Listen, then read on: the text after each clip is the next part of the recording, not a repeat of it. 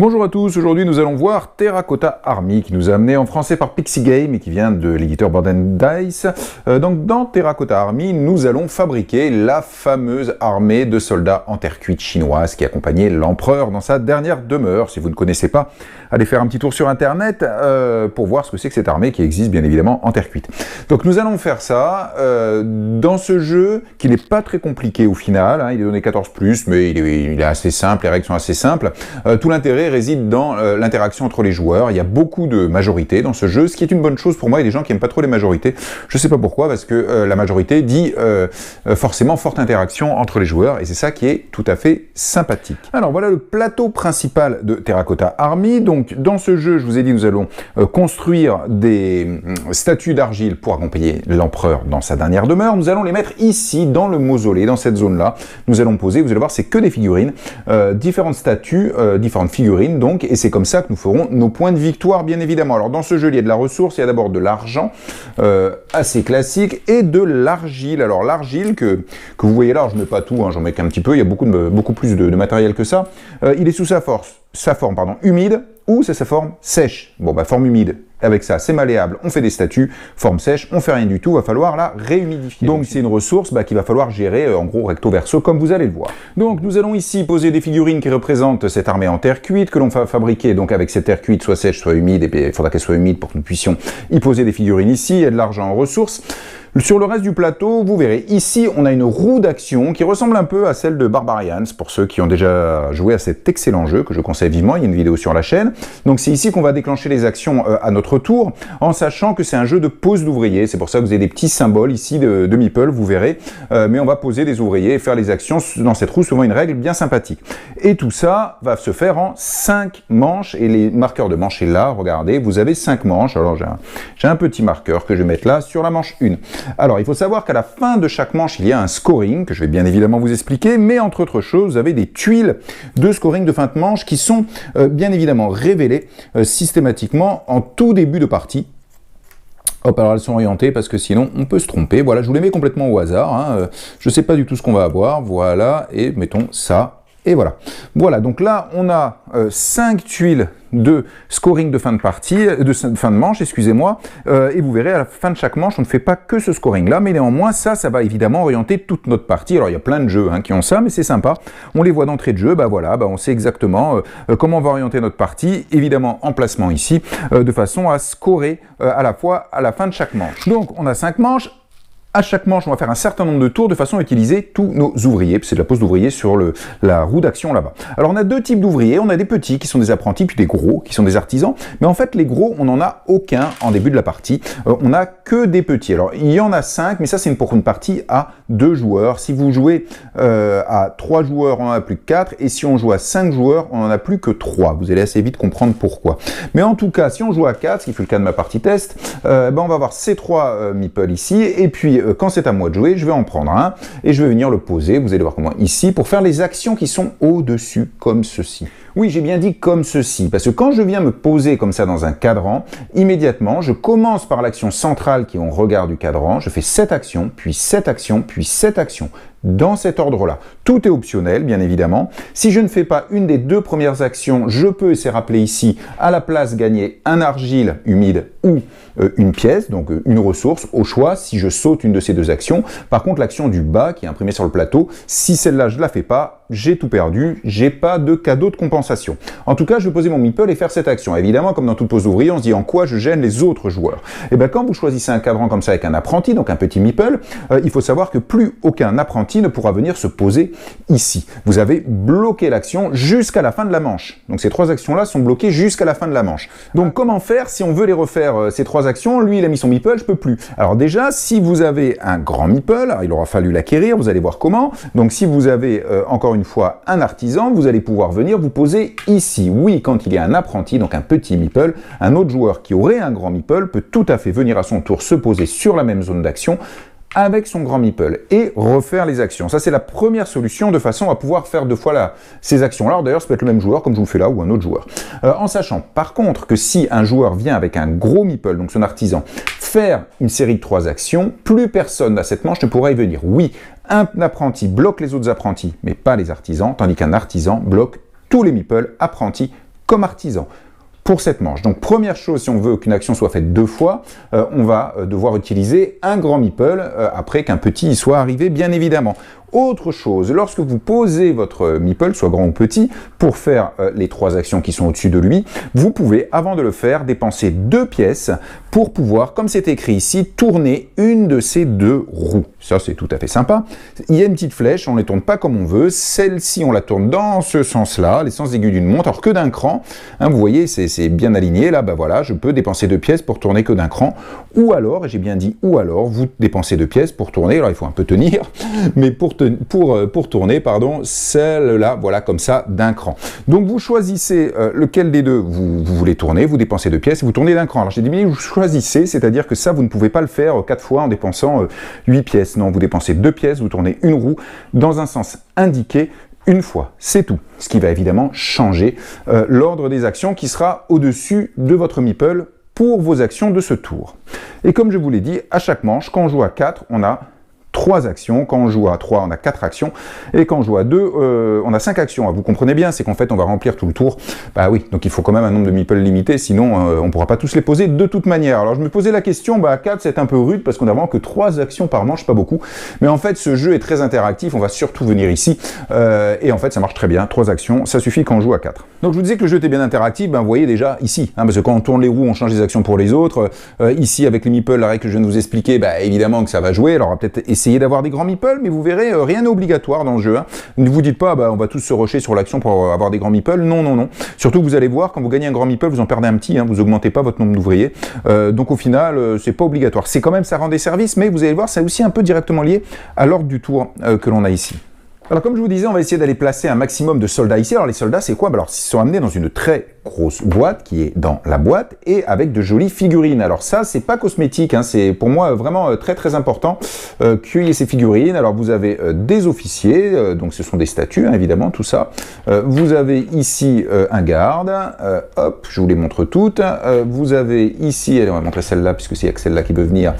Hop, voilà, un archer comme ceci, et c'est ça, ce sont nos statues à construire, et là, un soldat tout simple, voilà, tac, et donc on a ces 4 figurines là qu'on va venir donc placer, hop, je vous repousse un peu, qu'on va venir donc placer ici, pour faire des points de victoire. Alors, c'est pas tout, comme vous allez voir, ça, ce sont des figurines, mais il y en a d'autres qu'on va venir placer ici, qui sont les spécialistes. Alors, la différence, c'est quoi? C'est que, comme vous allez voir dans la mécanique, si je construis une de ces figurines pour la mettre donc sur une case, un peu où je veux, comme ça, dans le mausolée, il faut quand même se souvenir que c'est moi qui l'ai faite. Donc, pour ça, on a tous des socles à notre couleur, et quand on construit une figurine, on va mettre un socle à notre couleur, hop, et on va venir poser pour bien se souvenir que c'est moi qui ai fait cette figurine.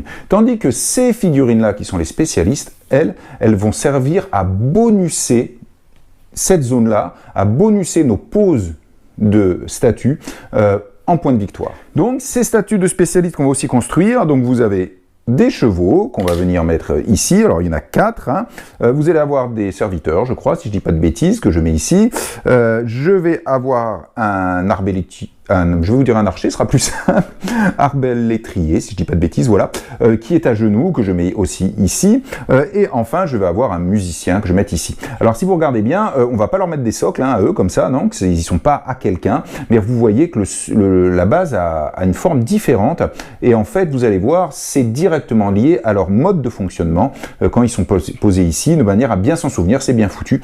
Vous allez voir comment ça marche, et il y en a 4 de chaque. Donc je vous ai tous mis, alors vraiment les figurines ne sont pas cosmétiques dans le jeu, elles sont vraiment importantes, elles amènent, je sais pas, tout le côté sympa du jeu, d'avoir ces figurines, on construit vraiment une armée de terre cuite pour la mort de l'empereur. Donc avant de rentrer dans le détail des mécaniques, je vais vous dire comment on score à ce jeu, comme ça vous savez un peu où on va. Vous allez avoir un scoring, comme je vous ai dit, à chaque fin de manche, vous aurez un scoring, plus un scoring de groupe, vous verrez ce que c'est, à la fin de la partie. Bon, les ressources aussi, ça rapporte un peu quelque chose, vous regardez combien vous avez de pièces, combien vous avez d'argile, humide ou sèche à la fin de la partie, vous additionnez tout, vous divisez par 2, point de victoire. C'est classique dans tous les jeux. Donc comment je vais scorer à la fin de chaque manche? Alors déjà à la fin de chaque manche, il faut savoir que on a 2 inspecteurs, oui, on a 2 inspecteurs qui sont ces pions qui vont surveiller un peu le travail qu'on fait et qui commencent ici. Alors ces 2 inspecteurs, à la fin de chaque manche, ils avancent d'un cran. Vous voyez, clac, lui il monte, lui il va à droite. Et s'ils arrivent au bout, ils reviennent. Et là, vous me dites, mais enfin, il y a 5 manches, ils vont jamais arriver au bout. Si, parce que nous, on a des actions en jeu qui vont nous permettre de les faire bouger, ces inspecteurs. Donc, ils peuvent tout à fait arriver là ou reculer, comme vous allez le voir. Donc déjà, ce qu'il faut bien comprendre dans ce jeu, c'est que vous avez une notion de majorité, donc de dominance et de présence. Alors, ça, c'est assez simple. Quel que soit le système de scoring, vous allez voir les différents moyens que l'on a de scorer. Quel que soit le moyen de scorer, on va devoir faire appel à cette notion de présence et de domination. Hop, ça c'est pas du tout une figurine du jeu. Regarde vers le haut, dis bonjour. Voilà, c'est pas une figurine du jeu, donc on l'enlève. Hein? Donc, la présence, c'est quoi? Ben, vous allez voir, comme tout est l'histoire de majorité, s'il y a un scoring, quel qu'il soit, et que vous en faites partie, vous êtes dit en présence, donc vous marquez un certain nombre de points de victoire. Si dans cette majorité, vous êtes celui qui a le plus 2, eh ben vous êtes en domination et vous marquez un autre nombre de points de victoire. Alors ça va être assez simple de vous montrer là-dessus, par exemple.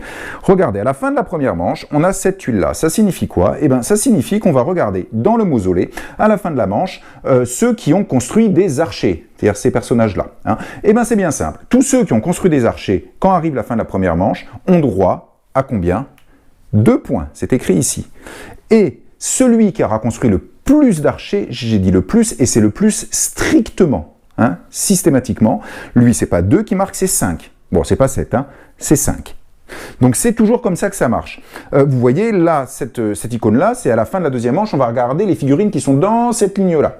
Et bien si vous avez une figurine dans cette ligne-là, vous marquez 3 points. Si vous êtes celui qui a le plus strictement de figurines dans cette ligne-là, vous marquez 7 points. J'ai bien dit strictement. Et on continue, là c'est les gardes, mais c'est comme pour eux. Là, bah, ça change un peu, c'est à la fin de la manche, celui qui en stock a toujours le plus d'argile, qui va marquer 11 ou 5. Et puis là, enfin, celui-là, ben, c'est à la fin de la manche, celui qui aura le plus de figurines dans ce quart-là, qui aura 13 points. Et puis si vous avez des figurines dans ce quart-là, vous aurez 6 points, si vous n'êtes pas celui qui en a le plus. Donc oui, vous avez remarqué déjà ici en scoring de fin de manche que là c'est 5-2, là c'est 13-6. Donc, comme dans tout le genre de tous ces jeux-là, eh ben on va anticiper les scorings de fin. Hein, si vous ne faites pas attention, très vite, ça va être rempli. Si vous n'avez pas mis de personnage à votre couleur, eh ben, vous marquerez 0, hein, tandis que les autres marqueront 6, pardon, c'est comme ça, hop, 6 et 13. Hein, donc, c'est quand même un petit peu embêtant. Alors, les majorités, je viens de vous les expliquer, présence ou domination, quel que soit le cas, en sachant qu'il y a un moyen, en fait, de casser les égalités en votre faveur. Alors ça, c'est ce personnage-là. Regardez, celui-là, c'est le seul qui est orienté en fait dans le jeu. Il a, vous voyez, un petit truc en avant là. Et ben, si vous le placez, vous verrez comment dans la partie et qui fait face comme ceci, hop, tac, voilà, à un personnage. Et ben, pour ce joueur-là, si ce personnage rentre dans un scoring et que vous vous retrouvez à égalité au maximum avec un autre joueur, bah, si vous avez lui qui lui fait face, vous cassez l'égalité, c'est vous qui êtes en domination, donc c'est vous qui marquez le plus de points.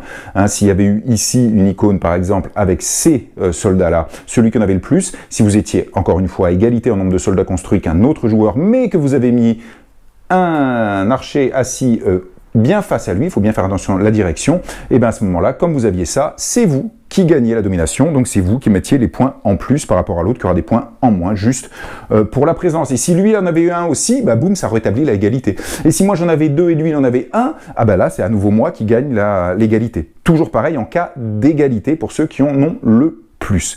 Et je le répète, regardez, c'est vraiment, il faut qu'il fasse bien face à la figurine qui est impactée par ce système pour casser les majorités. Donc ça, lui, il sert à ça, encore une fois. Donc ce système-là, faut bien le comprendre, c'est tout le temps en place. Donc à la fin de la manche, on va faire, je vous expliquer déjà toutes ces tuiles-là, donc on aura évidemment anticipé. Et puis si je vous ai mis les inspecteurs, c'est pas pour rien. On va regarder les inspecteurs où ils se trouvent à la fin de la manche, et on va refaire à nouveau des majorités. On va regarder dans la ligne de celui-là, dans la colonne de celui-là, et c'est tout simple, celui qui est présent, si vous avez des figurines présentes alignées avec l'inspecteur, eh ben ça va vous faire 3 points de victoire, c'est rappelé là, et si c'est vous qui en avez le plus strictement, ou alors à égalité, mais avec lui qui est en face d'une de vos figurines, et ben à ce moment-là, vous êtes en domination, et donc vous marquez 7 points de victoire. Donc ça, à chaque fois, à la fin de manche, il faudra voir où ils finissent. Alors attention, on peut les bouger en cours de partie, donc essayez un peu d'anticiper, parce que tout est dans l'interaction. Vous voyez bien comment se mettre des joueurs. Si vous voyez qu'un joueur va être bien placé pour pouvoir bouger un de ces pions-là juste avant la fin de la manche, et que vous en placez un, allez peut-être placer votre figurine alignée avec les figurines de l'autre joueur, parce qu'il va sûrement déplacer le machin pour se mettre en face, et vous, comme ça, vous scorerez au passage en même temps, même si vous n'êtes pas en domination, vous serez au moins en présence, vous ferez 3 points. Et donc, en fin de manche, on score ces tuiles-là à chaque manche, plus les majorités, domination et présence en fonction des 2 inspecteurs, oui, mais pas que, on a aussi les musiciens. Alors, les musiciens, regardez, c'est rappelé ici, alors vous avez une petite icône de point de victoire avec le petit symbole de l'inspecteur pour rappeler que c'est en fin de manche, eux c'est en fin de partie, que c'est en fin de manche. Ben regardez, lui il a une croix comme ça, comme vous pouvez voir, et ben quand je le pose, ça va être très simple, on va regarder à la fin de chaque manche, si des joueurs ont des figurines alignées comme ça et comme ça avec le musicien. Si vous en avez, ben chacune de vos figurines vous rapporte un point. C'est simple, hein, c'est écrit ici. Donc juste un point, il n'y a pas de majorité là. Donc là, c'est juste un point si vous avez des figurines alignées. Alors bien évidemment, si on a 2, comme ça, et ben du coup, cette figurine-là, hop, en fin de manche, à chaque manche, elle rapporte 2 points, parce qu'il y a 2 musiciens, donc qui s'alignent. Vous commencez à voir les interactions et puis la surveillance du placement qu'il va falloir faire, déjà avec tous ces petits personnages, hein, tout simplement. Hop, voilà, donc ça, en fin de manche, tuile, fin de manche, domination ou présence majorité sur les alignements avec les inspecteurs qui bougent, et musicien qui rapporte un point de victoire par figurine présente, si c'est aligné comme ça ou comme ça. Ça, c'est les points de fin de manche, vous comprenez comment on va essayer d'organiser tout ça. En fin de partie, on va aussi avoir des points de victoire. Les points de victoire en fin de partie, bah déjà, il faut savoir que si vous avez mis un bonhomme comme ça, un archer assis, bah pour gagner les égalités sur toutes les majorités, il faut savoir qu'en plus, il vous rapportera 2 points de victoire en fin de partie. Alors, on met pas de socle, comment on sait? Bah, il est tourné évidemment vers un pion de votre couleur, hein, c'est obligatoire. Donc, chacun vous rapportera 2 points de victoire en fin de partie. Ensuite, vous avez ces personnages-là. Alors ça, ces personnages-là, c'est un peu particulier. Quand vous les posez, à la fin de la partie, on va regarder comment ils sont entourés. Et pour chaque personnage comme ça, ici, on va regarder et on va faire des majorités. C'est très simple. Si vous avez au moins une de vos figurines autour, y compris en diagonale, hein, vous marquez 2 points de victoire. Et si c'est vous qui en avez le plus, vous marquez 8 points de victoire. Moi, je les ai beaucoup utilisés. Ça a beaucoup scoré. C'est parfois pas mal de les mettre un petit peu la partie avancée parce qu'on voit comment on s'oriente et boum, on en pose un et clac, il y a déjà pas mal de monde autour. Donc, à nouveau, histoire de majorité, domination, présence. Avec celui-là, et ça c'est des points de fin de partie, je le précise. Le cheval, on va y revenir, il a une fonction un petit peu particulière, un petit peu différente. Et dernière chose en fin de partie qui est très très importante, il faut savoir qu'on va regarder les groupes. Les groupes, c'est quoi? Et ben en fait, c'est un ensemble de figurines identiques, c'est-à-dire par exemple là, un ensemble, de soldats. Alors les ensembles, comment on les sait? Et bien simplement, ils sont côte à côte orthogonalement. Donc dès que vous avez des figurines qui sont côte à côte orthogonalement, à ce moment-là, ça forme un groupe des figurines identiques, hein, je dis. Quand vous avez un groupe de figurines identiques qui sont adjacentes orthogonalement, à ce moment-là, on va regarder combien de joueurs participent au groupe. Et bien ça sera le nombre de points que chaque figurine rapportera à son propriétaire. Voilà, on est 3 joueurs à avoir fait un groupe de soldats, mettons, et bien chaque figurine rapporte 3 points, puisqu'on est 3 joueurs à faire participer à ce groupe, 3 points à son propriétaire. Ça, c'est de la fin de la partie. Donc, évidemment, en cours de partie, on va essayer de mettre des figurines identiques côte à côte, bien sûr. Et si on voit qu'il y a plusieurs joueurs qui ont la même figurine côte à côte, on va essayer d'y aller parce que ça fait plus de points de victoire puisque c'est plus de joueurs au sein du même groupe. Voilà comment on va tout organiser. Donc, toute votre partie, au final, vous allez regarder ces tuiles-là et vous placer en fonction de ces tuiles-là. Vous allez surveiller ça pour essayer de scorer. C'est pas toujours simple parce que comme on peut les bouger nous, parfois c'est difficile d'anticiper, mais il faut quand même bien regarder. Utilisez les musiciens à bon escient pour scorer un maximum pareil à la fin de chaque manche. Ne pas oublier les groupes que je viens de vous expliquer au fur et à mesure où vous posez. Ne pas oublier ces petits bonhommes-là aussi. Et bien avec tout ça en tête, vous allez pouvoir construire le mausolée pour maximiser vos points de victoire. Et donc vous avez bien compris déjà, même si je ne suis pas rentré dans le détail des mécaniques, que l'interaction est très très très forte. Et c'est très bien. Enfin moi ça c'est un côté très sympa du jeu, cette interaction, cette construction, quand on pose un petit peu toutes les figurines. Allez, on est parti sur les actions. Alors d'abord il y a des actions qui sont relativement simples. Vous voyez, dès que vous avez des pièces dessus, bah, vous gagnez les pièces. Hein. C'est aussi simple, 2, 4, 3. Voilà, c'est un moyen de gagner des pièces. Dès que vous avez des plaques d'argile comme ça humides, bah, vous gagnez les plaques d'argile. Dès que vous faites l'action, 2, 4 plaques d'argile, 2, je sais plus s'il y a 3. Mais en tout cas, c'est tout simple. Ça, c'est les gains de ressources. L'argile, autant vous le dire tout de suite, il faut savoir qu'en fin de manche, si vous reste des argiles, ils vont tous passer sur leur face sèche. Et comme je vous l'ai dit, ils sont inutilisables sur cette face-là. Ah oui, donc juste quand c'est votre dernière action du tour, allez peut-être pas choper tout de suite 4 argiles, parce que vous allez choper 4 argiles, mais le tour se finit, et pof, tout de suite, ils deviennent secs. Et vous ne pourrez pas les utiliser à la manche suivante. Ah ben du tout, si. Vous avez deux actions ici, c'est pour ça que je vous les montre, vous voyez, qui sont des actions d'humidification. Si vous faites ces actions-là, si vous mettez votre meeple en dessous, immédiatement, tous vos argiles secs, j'ai dit tous, hop, ils deviennent humides. Voilà. Donc, il n'y en a que deux, hein. Donc faites attention, surveillez les autres, voyez vos argiles. Si vous partez, vous êtes dernier joueur dans l'ordre du tour, que vous avez 5 argiles secs, parce que vous aviez 5 argiles à la fin de la manche, et que vous voyez que les autres ont des argiles sèches, c'est pas malin, parce qu'ils vont vous piquer ces deux actions-là, et les argiles sèches, là, vous les utiliserez pas. Il faudra aller en regagner une nouvelle. En tout cas, ça c'est aussi, donc ça c'est l'humidification, c'est des actions qui sont assez simples. Ici, je vous remonte une autre action, c'est l'ordre du tour. Alors l'ordre du tour dans ce jeu est quand même très très important. Lorsque vous venez faire cette action, vous prenez le jeton qui est sur le dessus, ici. Voilà, vous prenez celui du dessus, hein, vous choisissez pas. Donc, si je viens faire cette action-là, eh ben, je prends ce jeton et je serai premier joueur à la prochaine manche. Vous avez bien compris, celui-là, vous êtes deuxième joueur à la prochaine manche, mais vous gagnez un argile.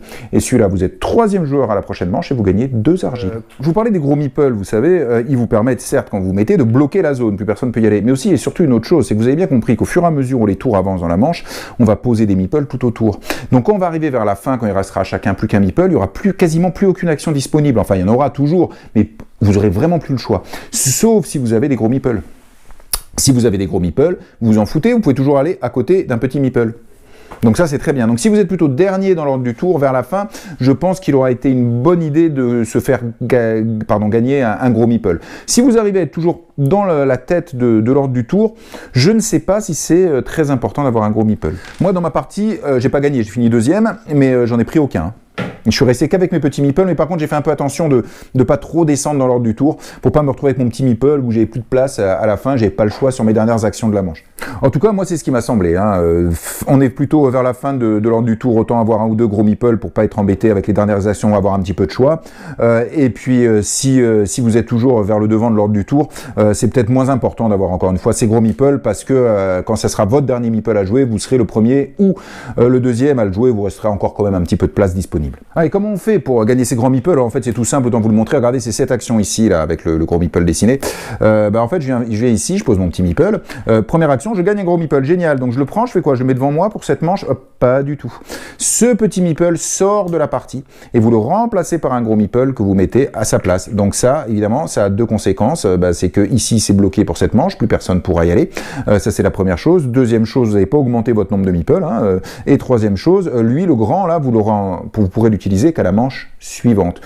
Donc il faut bien comprendre, quand vous faites cette action-là, la façon dont cela fonctionne, mais en tout cas ça vous donne le gros meeple dont je viens de vous parler, vous dire l'intérêt de le posséder en fonction de l'ordre du jour. Je finis par les actions un petit peu rapides et puis je terminerai par les grosses. Alors ces petits symboles, là vous voyez, là vous avez une arbalète, là vous avez une épée, là vous avez une lance, et puis là vous avez un pic, on va dire, comme par hasard ça ressemble un peu aux armes de nos petits bonhommes là-bas.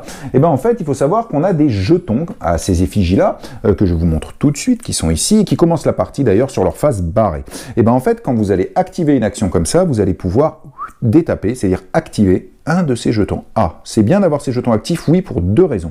La première, vous verrez, c'est pour choper un bonus avec ces bonhommes-là, je vous l'explique dans un instant, mais la deuxième, c'est écrit ici, ils sont absolument indispensables si vous voulez fabriquer un des spécialistes. Vous êtes obligé d'en avoir. À chaque fois qu'on les utilise, on les tape, ils sont plus utilisables, il faudra revenir faire une action comme ceci pour pouvoir les détaper. Il y a d'autres moyens, parce que vous voyez que je ne vous parle pas de ça, je vous en parlerai à la fin. Alors, ces actions qui sont tout en bas comme ça, là, en fait, c'est la construction des spécialistes ici. Hein, elles sont toujours en bas, c'est celle-là. Hein. Lorsque vous faites sur une colonne et que vous construisez un spécialiste, il va falloir payer. Déjà, première chose, je viens de vous le dire, il va falloir retourner un de ces jetons, donc il faudra qu'il soit sur la bonne face. Ça dépend, à cheval, c'est celui-là, là, c'est celui-là, celui-là et celui-là. Hein, le jeton n'est pas le même en fonction du spécialiste que vous voulez faire. Ensuite, il faudra payer. En début de partie, vous payez une pièce pour chacun, mais à chaque fois qu'on enlève un, hop, celui-là, maintenant, il coûte 2 pièces. Celui-là coûte 3 pièces, et vous avez bien compris, le dernier coûte 4 pièces, et c'est exactement pareil pour toutes les figurines. Donc plus il y en a de construites, plus elles coûtent cher à fabriquer, mais au début, elles ne coûtent qu'une seule pièce.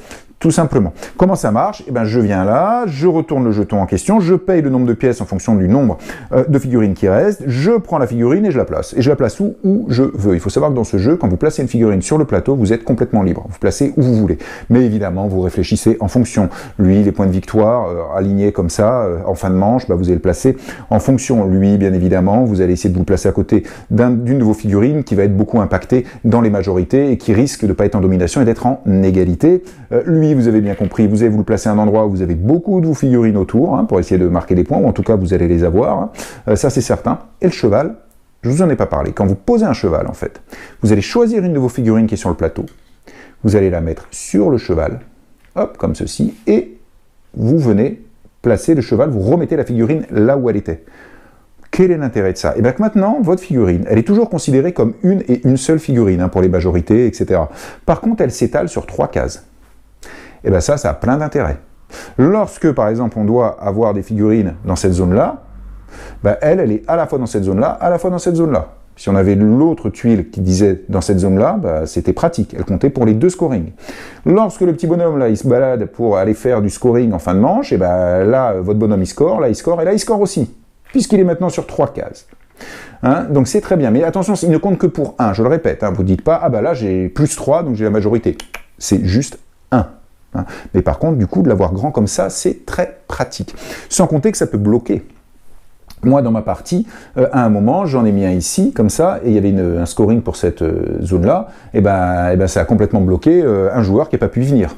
Hein, parce que dès que j'ai mis mon cheval, voilà, j'ai bloqué les 2 dernières cases, et ben c'était fini. Lui, il ne pouvait plus y aller. Donc le cheval a pas mal d'utilité, ça vous permet de scorer à plusieurs endroits facilement, d'être moins sur que les mouvements de ce pion-là soient moins problématiques pour vous, et puis de gêner les autres bien évidemment, et puis vous mettez vertical ou horizontal comme vous le souhaitez. Donc voilà, le cheval c'est un peu particulier, je viens de vous l'expliquer, vous comprenez bien qu'il est très utile. Et maintenant, comment on construit les figurines? Bah oui, c'est quand même un petit peu le cœur du jeu que je vous garde pour la fin, pour vous tenir jusqu'à la fin de la vidéo. Non, c'est simplement que ça s'oriente bien comme ça. Lorsque je veux construire une figurine, je suis obligé d'utiliser ces actions qui sont toujours sur le cercle interne. Enfin, j'ai quand même ça encore à vous expliquer. Hein. Ben regardez, là ça vous coûte 4 argiles, 3 argiles, 4 argiles, 3 argiles, 4 argiles, 2 argiles. Bah oui, vous avez bien compris, il y a toujours de l'interaction dans ce jeu, toujours des courses, de la concurrence. Il est quand même plus sympa de payer que 2 argiles pour fabriquer une figurine que d'en payer 4. Hein, mais ça dépendra lors du tour, ce que font les autres, etc., etc. Lorsque je décide de faire ça, première chose, je vais prendre une figurine, bien évidemment. Celle de mon choix, puisqu'il y en a 4 formes différentes. Laquelle? Bah, je vous l'ai dit, ça dépendra beaucoup de ça dépendra de la façon dont sont organisés les autres, les groupes, comment ils sont mis, est-ce que je prends une pour faire rentrer dans un groupe, ou là, ah ben non, il me faut des archers à la première manche, etc., etc. Ah ben dans les archers, je suis largué, il y en a un, il en a 4 de plus que moi, ben, je vais pas aller me battre pour la domination, je l'aurai jamais, c'est pas la peine de me fatiguer. Enfin, à vous de voir en fonction de la situation et du jeu des autres joueurs. Donc vous prenez déjà une de ces figurines. Immédiatement, vous marquez des points de victoire. Combien? Eh bien, c'est indiqué sur cette boîte, si vous regardez bien. Le premier vous rapporte 8, puis 7, 6, 6, 5, 5, 5, 4, 4, 3, 3. Voilà. Donc au fur et à mesure où on fabrique des figurines d'un seul type, eh ben, à chaque fois, les points de victoire, on en a de moins en moins. Mais immédiatement, donc je fabrique ça, immédiatement, paf, 8 points de victoire. Oui, donc c'est très très bien. Donc je le prends, je les enlève une seconde, je le prends comme d'habitude, je mets un socle, hop, voilà, je pose sur mon socle, et puis je vais le poser, comme je vous l'ai dit, absolument où je veux, sur le plateau. Ensuite, vous avez la possibilité de faire l'action bonus du personnage. Ah, c'est quoi? Alors ça, c'est indiqué ici, vous voyez, mais c'est sur les 4 côtés de la boîte, hein, pour que tout le monde puisse les voir. Si vous voulez faire l'action bonus de votre personnage, vous allez déjà devoir taper le jeton qui correspond. Donc il faudra qu'il soit actif et qui dépend donc du personnage. Ensuite, immédiatement, vous gagnez des points de victoire. 1, 3, 1, enfin là c'est un peu compliqué, vous allez voir, 1. Et de façon optionnelle, vous déclenchez son pouvoir. Je dis de façon optionnelle parce que vous verrez parfois, vous faites un garde, vous tapez le jeton, pourquoi? Pour 3 points de victoire. C'est tout à fait possible. Le garde, il vous autorise quoi? Il va vous autoriser à choisir une de vos figurines et la déplacer en ligne droite, comme ceci, jusqu'à ce... Enfin, pas plus loin, pardon, que la présence d'une autre figurine. Voilà, si je suis comme ça et que j'utilise le pouvoir du garde, si je veux la déplacer, je peux aller là, mais là je bute. Hein, par contre, là, je peux le déplacer comme je veux. hein, tout simplement. Donc vous n'êtes pas obligé d'aller jusqu'à la butée, vous pouvez vous arrêter où vous voulez. Mais ça vous permet donc d'en bouger un. Alors ça c'est pas mal, hein, parce qu'une fois par exemple que l'on a fait ce scoring de fin de partie, tous vos pions qui sont au milieu, s'ils sont pas très bien placés par exemple pour les groupes et les points de victoire fin de partie, vous aurez peut-être envie de le bouger. Hein, donc ça peut être pas mal. Mais après, plus la partie avance, plus il y a de figurines, moins on va le faire, parce qu'en fait il y a plein de figurines partout, donc on peut plus bouger, quoi, hein, tout simplement. Lui, il vous permet de bouger de un cran, un des inspecteurs, dans un sens comme dans l'autre. Ça avance ou ça recule, comme vous voulez, de un cran. Donc ça c'est quand même assez fort, c'est l'officier. Lui, il vous fait gagner 2 pièces. Bon, c'est simplissime, hein. Vous claquez, vous tapez ça, vous gagnez un point de victoire à 2 pièces. Lui, c'est un peu particulier. Vous allez gagner autant de points de victoire que de la distance de votre archer que vous venez de poser avec une autre figurine. Donc ça veut dire que dans ma situation là, je marque avec cet archer, si j'active et que je tape donc ce jeton-là, je vais marquer 2 points de victoire. Et vous me dites, non, 1, 2, 3, 4, 5. Non, parce qu'il faut quand même que ce soit la distance en case libre entre 2 figurines. Donc vous n'allez pas poser un archer et déclencher son pouvoir si c'est la toute première figurine posée sur le plateau. Hein. Vous allez ça ne va pas marcher. Mais évidemment, si on a un là et que vous le posez là, votre archer, 1, 2, 3, 4, 5, 6, 7 points de victoire. C'est quand même beaucoup. Maintenant, s'il y a des joueurs qui ont mis là, sans doute, c'est que c'est un intérêt de venir là pour les scorings.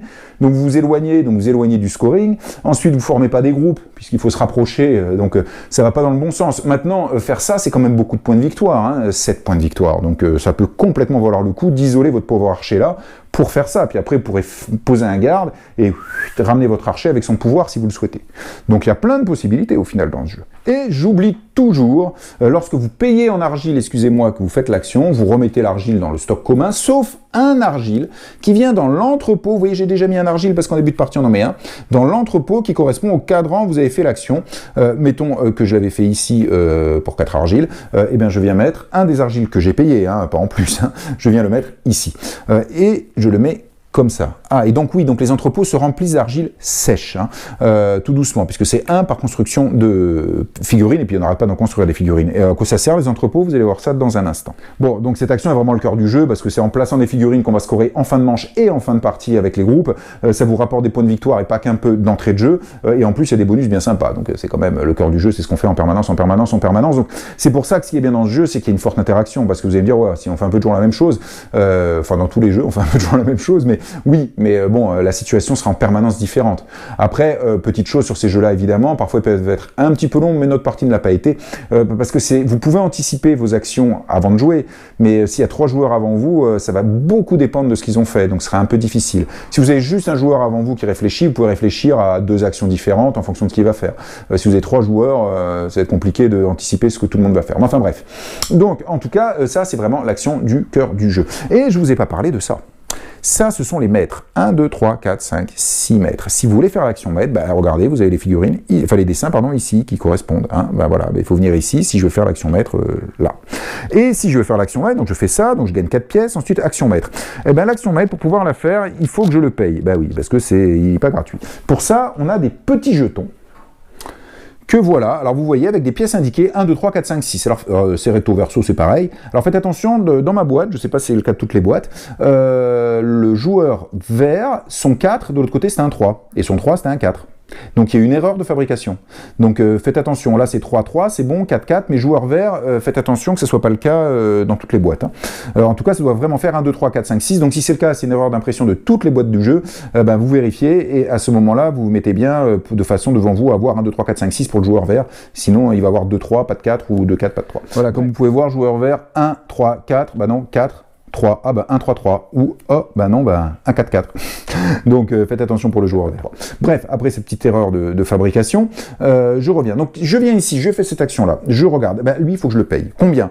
Ça dépend combien j'en ai posé, moi, mes bonhommes maîtres, là. Si c'est le premier, il me coûte 1 pièce, c'est écrit dessus, et je viens le mettre ici. Si plus tard dans la partie, mettons, hop, je viens faire cette action-là, j'ai l'action du maître ici, il est là, j'ai pas de personnage, et je vais prendre mon deuxième, maintenant il me coûte 2 pièces celui-là, mais je viens le mettre ici. Et ainsi de suite, si vous les mettez tous, votre dernier à placer vous coûtera 6 pièces à le placer. Une fois que j'ai placé ça, ou alors, si j'y vais, mais qu'un tour précédent, ou une manche précédente je l'avais mis, je ne repaye pas. Hein, je paye que la première fois que j'y vais. Et je vais pouvoir faire l'action. L'action, ça va être quoi? Regardez, lui, c'est je retourne mes 4 jetons sur leur face active. Lui, je choisis 2 entrepôts et je prends tout l'argile de 2 entrepôts. C'est comme ça que là, on peut faire le plein. Alors, de l'argile sèche, il faudra après aller l'humidifier. Lui, il me donne immédiatement 3 argiles humides. Hein, on va peut-être pas l'activer juste avant la fin de la manche. Je vous rappelle, à la fin de la manche, tous les argiles que vous avez gardés, ils deviennent secs. Lui, il vous permet d'avancer, alors là, que dans un seul sens, un des pions de 1 ou de 2. Ça, c'est quand même très puissant. Lui, il vous permet de refaire une deuxième fois l'action centrale. Donc là, il est ici. Par exemple, si je venais là, à ce moment-là, je paye 3 argiles pour placer une figurine. Lui, mettons que j'y ai été à un tour précédent. Donc comme j'y ai été à un tour précédent, j'avais déjà payé les 3 pièces, j'ai mon personnage, maintenant j'utilise son action gratuitement, et ben je refais cette action-là. Bon, il faut repayer 3 argiles, hein. Ça vous coûte 6 argiles, certes, mais en un tour, vous avez placé 2 figurines. Donc vous avez peut-être stocké de l'argile, on peut stocker facile 6 argiles, hein, ça marche bien. Donc encore une fois, ça peut être tout à fait puissant, bien utilisé, c'est un peu plus difficile parce qu'il faut quand même anticiper. Et ici, c'est quoi? Là, c'est un petit peu particulier. Vous regardez la manche en cours, vous payez autant de pièces que la manche en cours, et vous pouvez aller choisir la figurine de votre choix pour aller la poser là. Bah, c'est super, ça, on paye en pièces en fait. Mais ça dépend de la manche. Si vous faites à la 5e manche, c'est 5 pièces pour faire cette action-là. Alors attention, si vous faites ça, vous ne gagnez pas les points de victoire qui sont indiqués ici, et vous n'avez pas le droit de faire l'action bonus. Vous prenez juste la figurine, vous la posez, point. Sans payer d'argile. Oh, c'est moyen, bah, ça dépend, parce que je vous ai dit, il y a des actions bonus qui, avec la partie qui avance, deviendront moins intéressantes. L'archer qui marque des points avec la distance, bah, quand le plateau devient tout plein, il n'y a plus trop grande distance. Vous marquez 2-3 points, ça a plus énormément d'intérêt. Déplacer des figurines, comme je vous l'ai dit, quand c'est bien plein, bah, il n'y a plus trop de place, quoi. On n'y arrive plus trop. Donc il va vous rester les 2 bonus qui va être de bouger ça sera toujours utile, ou éventuellement gagner 2 pièces avec ça. Mais les bonus, c'est un petit peu moins important, donc ça peut être pas très grave de ne pas le prendre. Bon, pas prendre les points de victoire ici, pareil, ça dépendra de ce que vous faites. Maintenant, évidemment, en fin de manche, ça peut être très intéressant pour les groupes qui sont les scorings de fin de partie, ou même pour ce scoring-là, par exemple, de la fin de manche. Mais par contre, ça vous coûte cher, hein, ça vous coûte 5 pièces pour pouvoir faire cette action si préalablement vous aviez posé un mètre dessus, bien évidemment. Sinon, ça vous coûte 5 pièces, plus le prix du jeton qui vous reste le moins cher pour pouvoir le faire. Mais en tout cas, ça vous permet, encore une fois, de poser. Autre chose, enfin, c'est qu'en fin de manche, si vous avez un petit pion sur une de ces 3 zones-là, eh ben, vous avez un argile qui ne devient pas sec. Alors, j'ai bien dit un argile qui ne devient pas sec. C'est pas une action de retourner un argile sec en humide. Hein. C'est juste un argile qui ne devient pas sec, qui reste humide d'une manche sur l'autre. Ça, c'est pour les 3. Alors, si vous en avez 1, 1 et 1, bah, du coup, vous avez 3 argiles qui restent humides. Hein, donc vous avez maintenant 3 actions sans payer pour tout retourner, gagner plein d'argile sèche et gagner 3 argiles humides. Et en plus, à la fin de votre manche, vous avez 3 argiles qui restent humides. C'est peut-être pas mal. Et ici, c'est des pièces, c'est tout simple. Dès que vous avez un pion ici, bah, à la fin de la manche, vous gagnez une pièce, tout est cumulable, bien évidemment, mais enfin, il faut avoir placé tous ces petits bonhommes. Et je le répète, ces actions-là, vous les déclenchez quand vous déclenchez ces trucs-là. Et n'oubliez pas, ces 2 actions ici, vous pouvez toujours ne pas les faire et à la place prendre une argile ou une pièce. Et je vous le rappelle, à la fin de chaque manche, vous scorez un point de victoire pour tous les pions, toutes les figurines qui sont alignées avec un musicien. Vous marquez des points de victoire, domination, présence, en fonction des figurines alignées avec les 2 inspecteurs, c'est 7 et 3 pour la domination ou la présence. Vous marquez en fonction de la tuile de fin de manche en cours, et à la fin de la partie, après avoir scoré la dernière manche, on regarde les groupes, je vous le répète, c'est-à-dire les figurines de même type qui sont côte à côte orthogonalement, et là chaque figurine rapporte à son propriétaire le nombre de points qui correspond au nombre de joueurs dans ce groupe. Donc on peut avoir plusieurs groupes avec la même figurine mais qui se touchent pas, c'est aussi possible. Et j'ai oublié de vous le dire tout à l'heure, il y a en plus dans les groupes une majorité aussi, c'est-à-dire que celui qui dans le groupe a le plus de figurines marque ça. Et tous les autres qui sont présents marquent 2 points, c'est 5 et 2. Alors c'est pas écrit sur le plateau, ou alors je ne l'ai pas vu, mais je vois pas où c'est écrit, cette histoire de majorité sur le groupe de fin, mais c'est écrit dans la règle. Alors là, juste un gros bémol, il n'y a pas d'aide de jeu. Alors ça, moi, je trouve ça excessivement dommage. Pourquoi ils n'ont pas fait d'aide de jeu dans ce jeu? Rien que les scorings que je viens de vous dire, bon, je les ai retenus. On y arrive parce qu'on se dit, attends, comment on score déjà? Ah oui, fin de manche, il faut penser à ça. Ensuite, je viens ici, je score cela, enfin ici, hein, mais c'est pour un moyen mémotechnique, et je finis ici. Les groupes, ah oui, alors faut pas oublier, donc le groupe, le méthode de calcul dont je viens de vous parler, et puis il faut pas oublier la majorité, que j'avais oublié, avec 5 et 2, que je vois nulle part, sauf dans la règle. Ça fait que moi, au début de ma partie, enfin sur la fin de première manche, pour pas me tromper, j'étais obligé de prendre la règle pour reprendre les étapes de fin de manche, et après de fin de partie, sans en oublier. mais c'est un peu pénible, parce que la règle, elle détaille tout. Donc c'est un petit peu pénible. C'est très dommage. Je ne sais pas pourquoi ils n'ont pas fait d'aide de jeu. Même sur l'action de construire, par exemple, il ne faut jamais oublier d'aller mettre une tuile dans l'entrepôt. Alors, c'est rappelé certes ici. Enfin, on ne le regarde pas quand vous êtes là, en train de vous dire, tiens, je construis, je fais ça, ouais, après je vais faire mon spécialiste. Vous n'allez pas regarder ici pour vous rappeler. Donc, bon, après, à 4, il y a toujours quelqu'un qui disait, attends, t'as oublié de poser ton argile. Donc, on y pensait, mais je ne sais pas pourquoi ils n'ont pas fait d'aide de jeu. Alors, il faut se la faire soi-même, hein, c'est pas très compliqué à faire, mais c'est très dommage, parce que dans ce jeu-là, elle est très utile, hein, quand même, l'aide de jeu, que ce soit pour le scoring ou que ce soit pour les actions, comme je vous le disais. Voilà, c'était Terracotta Army. Alors, si j'ai passé un bon moment à la table, c'est pas dans les jeux que je préfère, parce qu'il est assez simple au final. Ce système-là est très sympa, mais par exemple, je préfère beaucoup le jeu Barbarians, qui est sorti maintenant il y a pas mal de temps, qui a ce même système-là, mais le jeu est beaucoup plus riche. Donc ça n'a rien à voir. On n'est pas dans la même catégorie de jeux non plus. Je vais pas les comparer. Hein. Souvent, on me demande des tops dans les jeux. Pour moi, un top, ça pas de sens. Je peux dire, moi, Chaps, j'aime plus ce jeu-là que celui-là parce que, mais ça veut pas dire qu'il est meilleur. Enfin, ça n'a pas de sens. Comparer ce jeu avec Barbarians, par exemple, pour moi, ça n'a pas de sens. Enfin, c'est des jeux qui sont très différents. Ou comparer, j'en sais rien, moi, Dixit avec un Lacerda, ça n'a aucun sens. Donc, encore une fois, on peut faire par catégorie, oui, c'est possible, mais ça reste tellement personnel. Tout ça, voilà, par exemple, ce jeu-là, moi, je vais vous dire, c'est un jeu qui marche très bien, l'interaction est super, mais vous avez des gens qui supportent pas les majorités. Ils supportent pas la frustration de voir quelqu'un l'empêcher de faire ce qu'il veut faire. Moi, ça me gêne pas, j'aime bien. Ça fait partie du jeu. Ben voilà, donc pour cette personne-là, il pourra pas jouer à ce jeu-là, alors que moi, j'aime bien. D'un autre côté, moi, je trouve que le jeu, eh bien, j'y rejouerai. Hein. Après, il n'est pas très compliqué. Ça tourne toujours un peu autour de la même chose, là-bas. Tout le piment vient des autres joueurs, parce que tout le piment vient de l'interaction, c'est ce qui me plaît dans ce jeu. Et puis c'est sympa, le plateau est joli, les figurines ça marche bien, en plus elles sont vraiment utiles. Donc c'est très bien, mais c'est vrai que j'aurais peut-être tendance à sortir de mon goût, des jeux un peu plus riches, un peu plus costauds, un peu plus complexes. Mais ça, c'est parce que c'est mon goût, hein, tout simplement. Mais encore une fois, si vous passez outre, pour son niveau de jeu, un jeu intermédiaire avec pas trop de mécanique, facile à avoir en tête très vite, donc jouable avec beaucoup de monde, il est tout à fait sympathique. Voilà, et vous verrez en fonction de vous, des joueurs qui s'assoient autour de votre table, si ce jeu est fait pour vous, mais en soi, c'est un moment tout à fait agréable. Bon jeu!